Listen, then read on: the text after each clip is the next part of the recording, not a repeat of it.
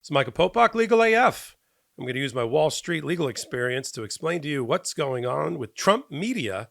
We've got another potential violation of the securities laws that has to do with the impairment of Donald Trump's goodwill or the company's goodwill as a result of the 34 felony count conviction and the failure of the Trump media group, DJT stock symbol, to disclose it to the marketplace, to disclose it to the investor community as required by the laws governing securities on different securities exchanges like NASDAQ, where this stock trades. Particularly, there is a requirement that not only every quarter is there a actual regulatory filing that's required about a company to tell, again, the investing market to be completely transparent and so that there is an even playing field. There's not only a requirement every quarter, there's not only a requirement to release quarterly financials, but in between the quarterly financials, whenever a material event occurs, especially one that impacts the goodwill of the company, hold that thought,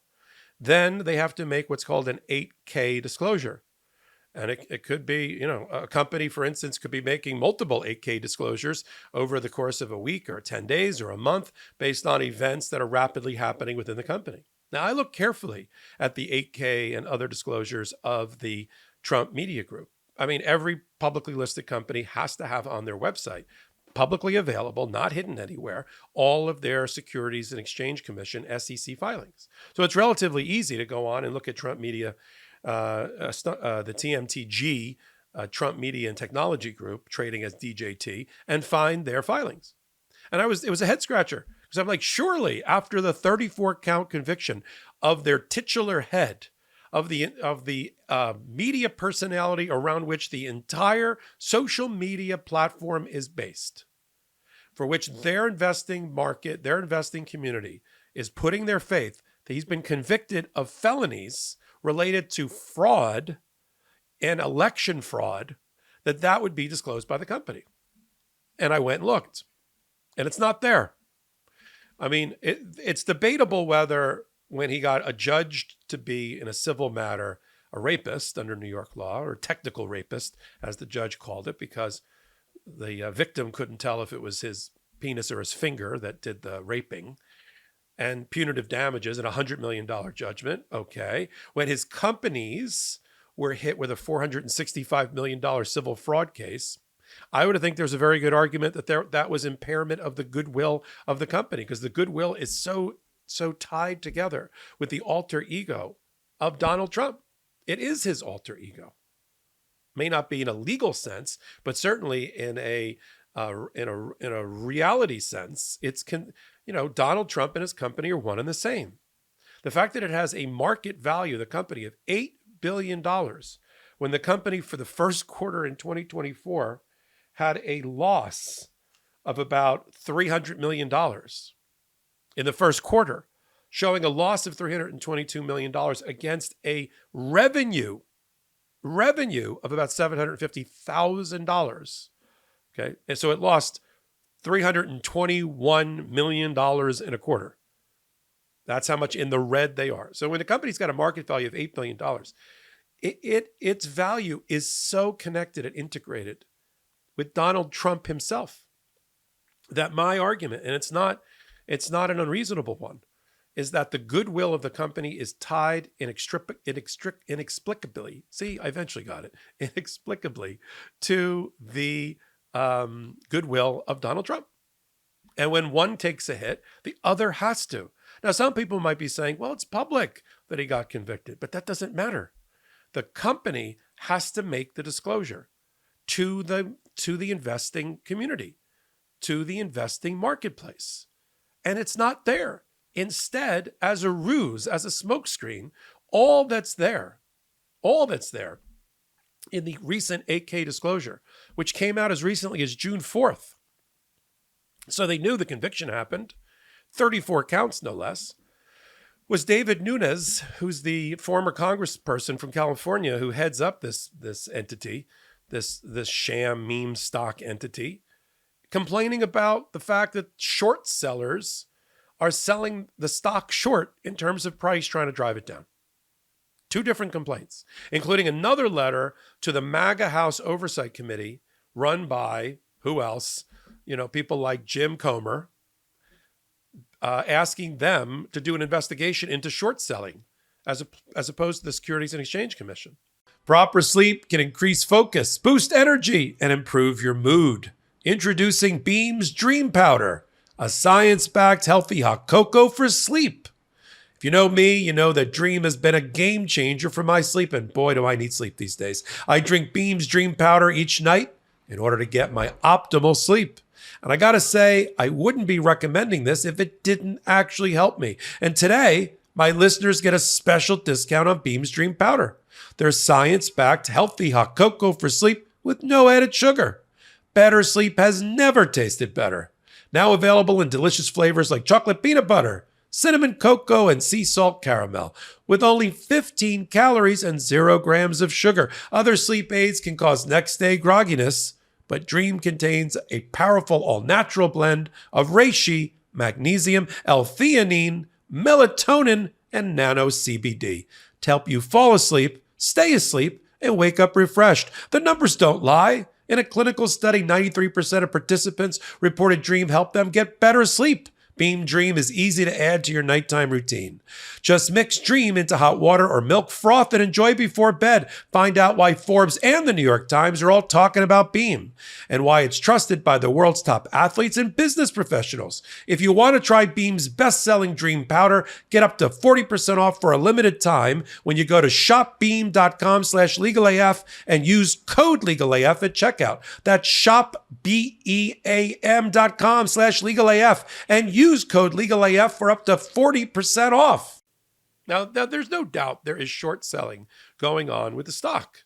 There may even be naked short selling, which is not as exciting as it sounds. All that means is that a person illegally, improperly under the securities laws, is selling stock at a price for which they do not already have a position. They don't own it, right? But they're betting on the price being driven down, but they're not acquiring the stock at that moment.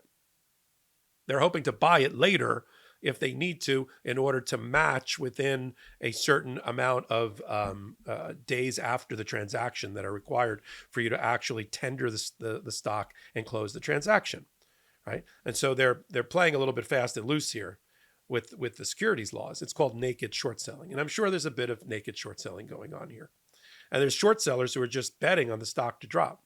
I mean, the stock has dropped. We've talked about some short selling squeeze. I mean, you would think for a company that previously disclosed that it's on the verge of bankruptcy and is on the verge of bankruptcy, and its chief executive and the entity, the media personality upon which their entire business model is based, just got convicted of fraud. You not only have to disclose that, but you'd think you'd see a drop in the stock price. And you have. Since the conviction, the stock price has dropped considerably. Of course, I'm going to put it in perspective. The stock price has dropped 8% in the last 5 days. It dropped 2.3% just today. It's dropped 6% over the course of the month, so that would totally capture the convictions. But it's still up for the year 157%. It's hard to believe that if you actually invested in DJT, which is nothing more than a meme stock with no fundamentals, financials underneath it, enduring financial performance underneath it, for which you would invest your money. But if you had invested your money, if you had put $100 in, right, at the beginning of this whole thing, you'd have $100 plus 157% in your return already. I mean, it's just waiting to crash. But Donald Trump's entire fortune, basically, at this point, has been replenished by his 70% ownership interest in this company that's currently valued at $8 billion. More than some companies you've heard of that have actual revenue, like Western Union and some other companies. So it's floating up there. And as soon as Donald Trump, the thing that's propping it up, of course, is that Donald Trump is restricted until September from selling any of the stock. As soon as he can sell the stock and floods the market with these shares, there's not enough buyers on the other side to keep the price up. Boom. And he's going to need to sell $1 billion worth of stock. I mean, even Elon Musk, when he sold Twitter stock years ago, it crashed. I mean, at least it dropped considerably because of the sale. So when Donald Trump sells $1 billion of his dollars, his stock position, watch what happens to the stock price. So the Securities and Exchange Commission, I am sure, already have an open file on this stock. They've had it since before it went public. There are already people serving time in jail for insider trading related to DJT before it went public, after it went public, just after it went public.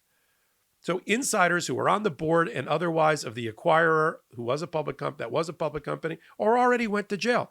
Everybody in Donald Trump's life around him end up going to jail and or losing their professional licenses. And this media company is no different. You had insider trading. You had the Securities and Exchange Commission that held up the merger of the SPAC, the Special Purpose Acquisition Company, that was acquiring a publicly traded SPAC that was acquiring Donald Trump's company in order to take it public without having to go through all of the regulatory requirements to take a company public. They were already on the radar with the Securities and Exchange Commission, who held it up for a year because of, obviously, there was violations of the securities laws because of the run-up in the stock indicated that most people knew that the Special Purpose Acquisition Company was acquiring Donald Trump's company when they were not supposed to know that, right? And so this has been an open file for the Securities and Exchange Commission since it went public in March. And now, if I'm the Securities and Exchange Commission, I pick up the phone and I call up, as the regulator, I call up Trump Media and its lawyers, its outside lawyers, and say, we got a problem. Where is your disclosure related to the 34 felony counts? Why isn't that? Let's have a conversation. Why isn't that an impairment of the goodwill of the company? Since you have no other assets, since you are on the verge of bankruptcy, since your stock trades at not even multiples of your revenue. I mean, if you want to do multiples of the money that you brought in, it brought in $700,000 and it's worth $8 billion, right? That's the multiple. And since it does that, it has to be tied to the ego and the persona and the alter ego of Donald Trump. And anything that happens to him in the real world, the world of the court system, civil and criminal, has to be disclosed on these 8K Securities and Exchange filings. That would be the discussion I'd be having if I were Gary Gensler, the head of the Securities and Exchange Commission, and anybody within that office that's covering and regulating Donald Trump in the securities field. I've said it before. One of the worst mistakes Donald Trump may have ever made, but because he got greedy and his eyes got really wide about how much money he could make by making suckers buy his stock. But now he's in the world of a regulated entity. And if he thinks that the issue that's been up for grabs with the New York appellate courts about him being barred from ever serving as an officer or director of a company, if he thinks that he's going to be able to avoid that kind of scrutiny with the Securities and Exchange Commission, he's got another thing coming. It's another reason the restoration of the Trump presidency can't happen.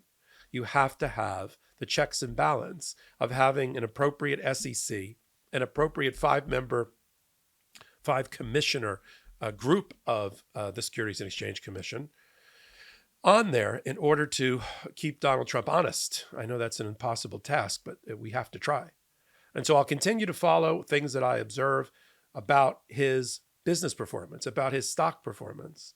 I've got a background in it. As people know, I was a top lawyer for a financial services firm before I went back into private practice. So I want to use that experience and bring it to you right here on the MeidasTouch Network and on Legal AF. Follow me, Michael Popok, on all things social media at MS Popok.